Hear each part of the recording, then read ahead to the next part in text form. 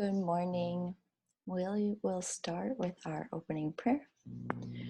Om Sahana Bhavatu Sahana Bhunaktu Sahaviryam Karavavahai Tejasvina Vaditamastu Ma Vivishavahai. Om Shanti Shanti Shanti. Om Peace Peace Peace. Om Bolo Satguru Shivananda Maharaja Ki. Om Bolo Shri Swami Vishnu Devananda Maharaja Ki.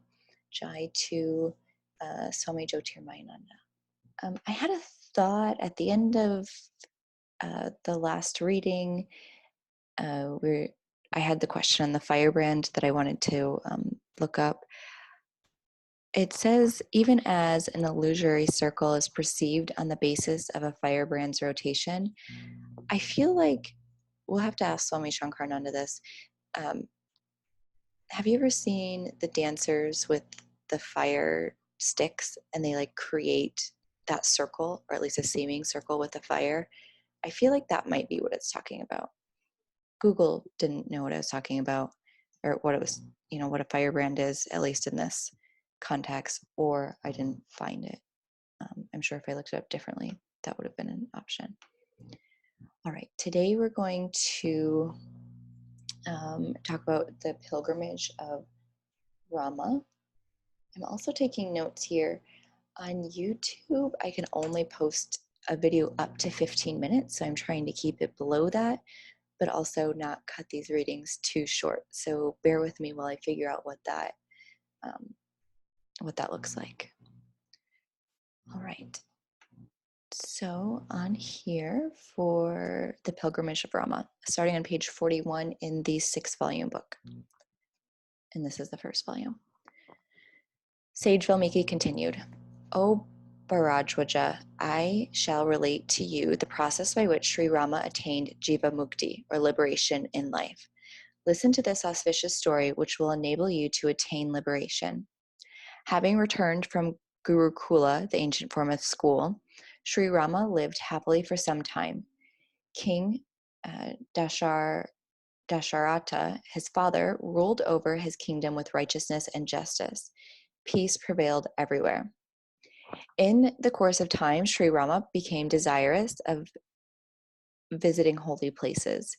He approached his father, King Dasharatha, and sought his permission, saying, Reverential father, you have never turned away a suppliant. I long to visit holy places and the hermitages of the ascetics. Please permit me. King Dasharatha, with the consultation of sage Vasistha, gave his permission. Then, on an auspicious day, the Brahmanas recited Vedic chants, the Queen Mothers showed their loving blessings, and in the midst of auspicious benedictions from the inhabitants of Ayodhya, Sri Rama departed for the pilgrimage, along with his brothers Lakshmana and Shatrugna. Bharata was absent because he was at the house of his maternal grandfather. Sri Rama visited many holy places at the banks of Sarayu, Ganga, Yamuna, Saraswati, and other holy rivers. He visited sacred places in Prayag, Naimisharanya, Kedarnath, Pushkar, Gaya, Manasarovar, and many others. He visited the ashramas, the hermitages of sages and saints. He bathed in sacred streams and gave away enormous wealth and charity to the Brahmanas. He practiced austerity and meditation. Then, just as Shiva returned to Kailasha, he returned to Ayodhya amidst great rejoicings. Swami Jyotirmayananda says, the description of this pilgrimage is symbolic of the preparatory qualifications for attaining wisdom. Various religious rites, including pilgrimages, are performed for purifying the mind. Section 4, the daily life of Rama.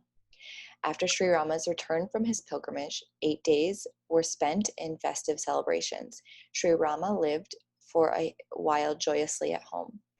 He rose early in the morning and performed his religious rites. Then he went to the royal court of his father and listened to spiritual teachings from sage Vasistha and others. Later, he went out for sport with the permission of his elders. Then in the evening hours, he performed his religious rites and conversed with his beloved companions, his brother and his friends. Thus did Sri Rama pass his days at his father's palace. His conduct was enchanting to others. He delighted the hearts of all people who lived around him. Section 5 is Rama's dejection.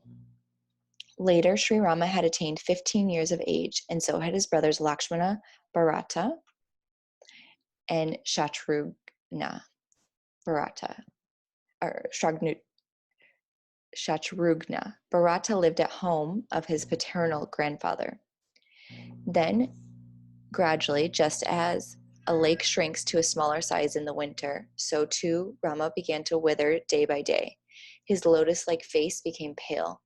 He sat motionless, like a painted picture, ever engrossed in anxiety. And his brothers followed his example. They too became immersed in grief. King Dasharatha, deeply concerned at this, asked Sri Rama about the cause of his grief. But Sri Rama would not state any cause for his sorrow. Then Dasharatha inquired of sage Vasistha regarding the condition of Sri Rama. Sage Vasistha answered, "O king, do not let this give rise to sorrow. Sri Rama's grief will turn out to be auspicious. Great men are not overcome by anger, dejection, and elation due to petty causes. Sri Rama is not overcome by sorrow due to ordinary reasons." Swami Jyotirmayananda says, spiritual movement is based upon the foundation of dispassion. Dispassion, or varyaga, arises as the result of an integrated mind. As the mind is purified, the world of sense enjoyments is unable to please the mind. The intellect yearns to solve the riddle of existence. The stage is marked by grief in the mind of an aspirant. But unlike sentimental griefs arising out of petty causes, this grief is a precursor of an auspicious movement leading to self-realization. Yoga Vasistha portrays the spiritual movement in an ideal aspirant, Sri Rama, in order to present the wealth of spiritual wisdom before mankind. My assumption here is that this dispassion could also be similar to, in some lineages or traditions, it's called the dark night of the soul. And we all get there to some level before we make our next step. So section 6 is the arrival of Vishwamitra. King Dasharatha waited patiently for the opportune conditions when Sri Rama might be freed from his misery. And so it happened that sage Vishwamitra was performing austerity at a nearby forest, but demons began to disturb his practices. I just wanted to see what section this is. Okay, the arrival of Vishwamitra. Okay. So sage Vishwamitra was performing austerity in a nearby forest, but demons began to disturb his practices. His sacrificial altar was rendered impure by demons pouring flesh, blood, and impure materials over it.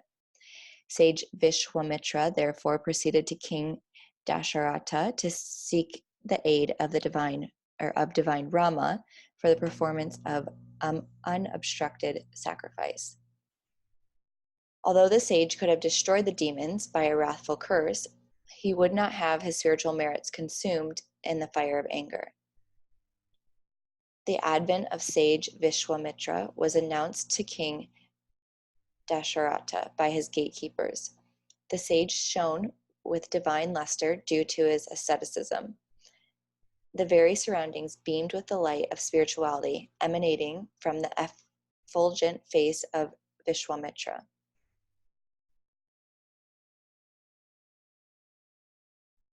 King Darashita hastened to the sage, along with sage Vasistha and other sages and ministers.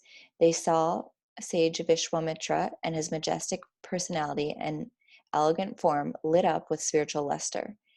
He appeared as the very embodiment of divine grace. Spiritual nectar seemed to flow from his visage. King Dasharatha bowed his head at the feet of Vishwamitra and greeted him with soft and sweet words. O sage, you have graced me in the same way as the sun graces a lake full of lotus blossoms. I offer you as a gift whatever you desire. The purpose of your arrival will be fulfilled by me. Please command, and I will obey. Hearing these words, sage Vishwamitra was immensely pleased. And we'll start next with Vishwamitra's request for Rama.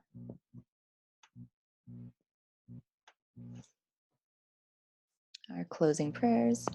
Om Purnamida Purnamidam Purnamudashate Purnasya Purnamadaya Purnameva Vashishate.